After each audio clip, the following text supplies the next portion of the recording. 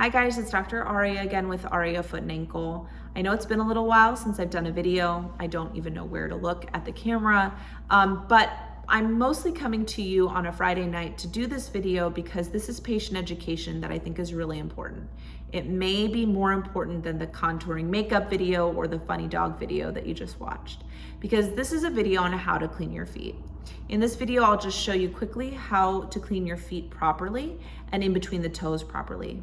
I'm bringing it up because it is a need. It is a need not only in people that are elderly and diabetic or obese and can't reach their feet, but is also a need in people my age and younger. I see a lot of athlete's foot. I see a lot of debris and toe jam in between the toes. I see a lot of fissures and ulcerations in between the toes. And I think a lot of those things could be prevented if we knew how to clean our feet properly, or just a quick reminder on how to do it.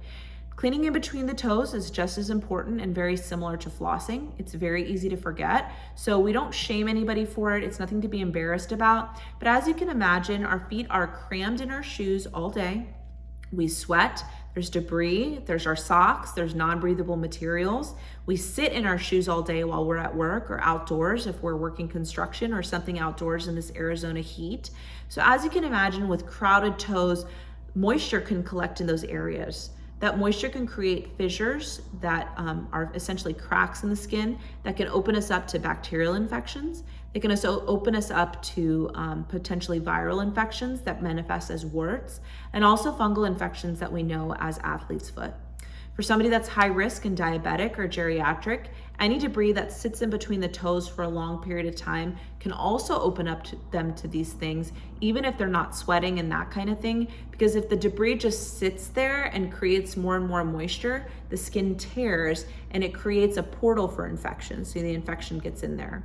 It's really important to clean in between the toes. I can't stress that enough.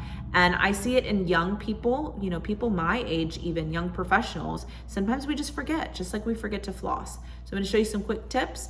I like to use a wash towel. Arizona is very dusty, and so it's important to take a wash towel. If you're doing it for a loved one, you can get it saturated in water in a bucket and do it at the bedside for them. Or if in the shower or in a bath, you can do it as well.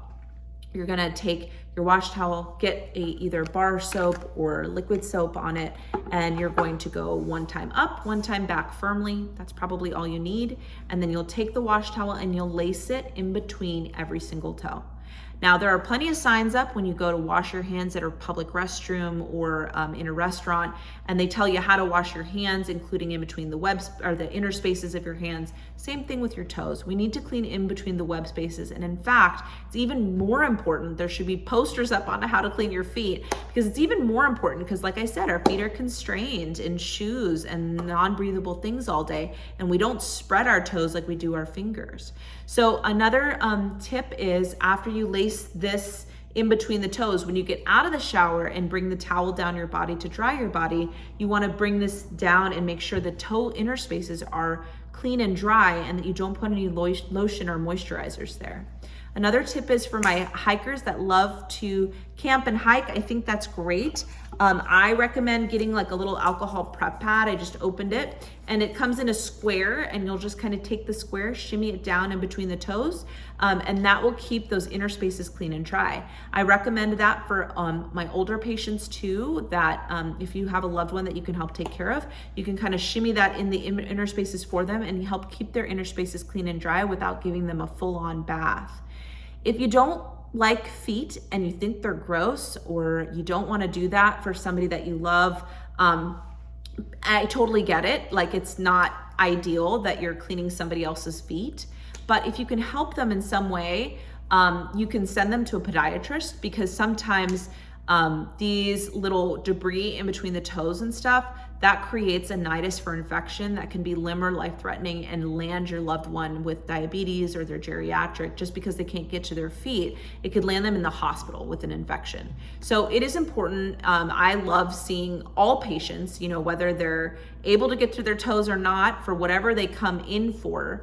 And I am happy to see those patients. You don't need to be a rocket scientist to get people's feet clean, but you do need to take it seriously. And so either I hope this helped you or a loved one, or helped you teach a loved one how to clean your feet properly, because it is so important. Thank you so much for watching. If you don't know, now you know.